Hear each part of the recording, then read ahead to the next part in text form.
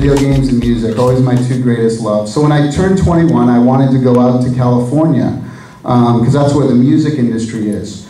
So I got in my car, left my parents crying on the doorstep, got my car just by myself. I had no job, no money, no place to stay, nothing. And I just got in my car and started driving to California. And it took me a couple of weeks to get up to California. I was kind of taking my time, going all over the country. And then when I finally got to Hollywood, you know, 'cause that's where you go, right? So I showed up in Hollywood, and people ever been to Hollywood here? Anyone? No? It's a real shithole. So so it's not like it looks like on TV. So I like showed up my first day, and I'm like, what the hell is this place? You know, like crack dealers everywhere and prostitutes. It's like, you know, and so I stopped a homeless guy in the street, and the only other thing I knew was Disneyland. I'm a big Disney fan, so I said, "Where's Mickey Mouse live? You know, that's got to be a pretty safe place." And so he pointed me down to Orange County. And this is the first day I'm in California, and so I'm driving down to Orange County, and I see the beaches and the palm trees and the fancy cars, and I said, "Oh, okay, this is more what I envisioned California to be like." And so I picked up a newspaper. Now, the first 3 weeks I was in California, I was actually homeless. I was sleeping under a pier at Huntington Beach and taking showers on the beach. You know, they had those shower things, and going to the bathroom at McDonald's. And but the very first day, I picked up a newspaper and I saw a job for selling keyboards at a guitar place. So I went down there, figured, I can bullshit my way into that job, you know, and never done it before, but what do they know? And so I went down there, and I, you know, did my whole East Coast Italian thing, bada bing, bada boom, and they said, hey, start tomorrow. So I showed up the first day at work, and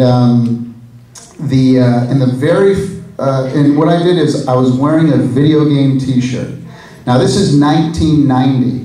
And it's funny because back then no one had video game T-shirts. You know, it wasn't like now you can go on the Hot Topic and Target's got, you know, every place has video game T-shirts now. Back then, no one had them. And here's the funny part of the story is that I had actually gotten that T-shirt at that summer. Me and my mom and dad were visiting. We were in St. Catharines visiting my mom's family and everything. And is it the CNE? CNE or the PNE? CNE here, PNE in Vancouver. The CNE was in town, just like it is now. And you guys remember TurboGrafx? Yeah. So the TurboGrafx system was like just coming out that year, and they had a tent at the CNE. And I waited in line for like 3 freaking hours. And what they would do is they'd have you play test the game, like some game, and then they'd give you a T-shirt for telling them what you thought about the game. And I had done that right here, and so I was all proud and shit in my, you know, my video game shirt. And so I wore that the first day I was, or actually it was the second day I was in California, the first day of work. And the very first person who came in, the first customer I waited on, was a producer of a video game company. They were calling Virgin. It was Richard Branson's company, so airlines, and he had Virgin Records. Well, he was starting a video game company, and one of his producers walked in, and they were starting a company right down the street. And he saw my T-shirt. He's like, "Oh, you play video games?" And I'm like, "Oh," and I like proceeded to download 21 years of information on this poor bastard. And he's like, "Do you want a job?" And I'm like, "This California is great." You know? So I was in California 3 days, and I was in the video game industry, and that was over 20 years ago. And they hired me as a games tester. And so, you know, so I'm like, let me get this straight. You're going to pay me, and I think I was making like $6 an hour at the time. You're going to pay me $6 an hour to play video games and tell you what's fucked up on about them. I'm like, wow, this is great. And here I was, you know, shortly after that, doing it on television too. It's like, these people are crazy. So they paid me to play video games, and I would bug the vice president of the company every single day I'd say, hey, if there's ever music, if you need music for any of these things, let me know, and I'll do it for free. You don't even have to pay me, and if you don't like it, if you don't want to use it, then no big deal.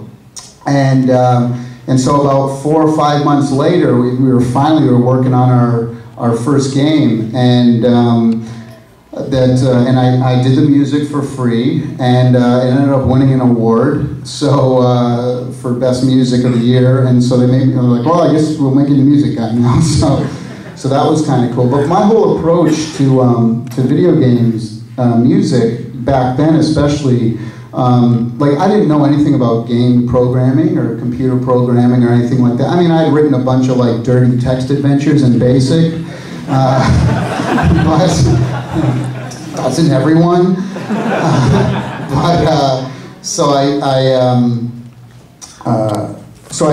I kind of did a little bit of that, but not really like game programming or anything like that.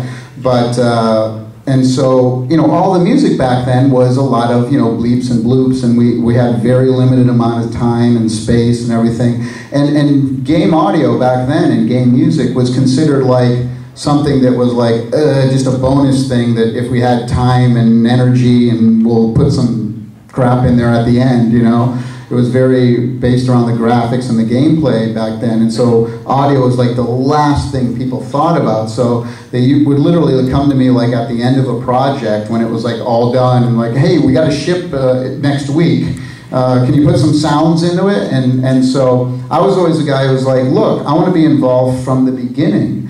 And why does it just have to be bleeps and bloops? I remember, for example, the first game I worked on was a game called Prince of Persia, the original one.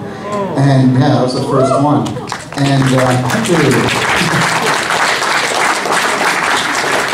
And we finally got a good video game movie this year, right? I mean, Prince of Persia was pretty good, right? Yeah. No? Still no? Okay, well, better than Tomb Raider. Anyone ever see the Mario movie in the 80s? That's some epic shit right there. It's no Yui Bowl, mind you. But anyway, so Prince of Persia, and and they came to me and they're like, okay, well, I think there's 13 levels in the game, so we need 13 45-second looping songs. And I'm like, well, why? Why does it have to be looping music? Let's make it dramatic. Let's make it, how about if there's no music in the level, and then when you do something, if you drink a potion or you pull your sword or you die or a door opens, then you can play music, then. And why not play Middle Eastern style music? Because he's a prince of Persia, right? Because they wanted me to do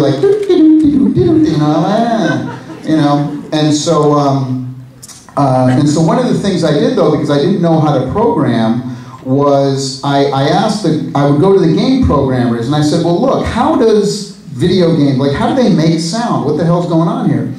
And they explained to me that in every game hardware platform system, and at the time I was working on the Game Boy, the NES, the Amiga, the Apple II, stuff like that. They said, well, basically and the Genesis was just coming out, the Sega Genesis, and this is before Super Nintendo even.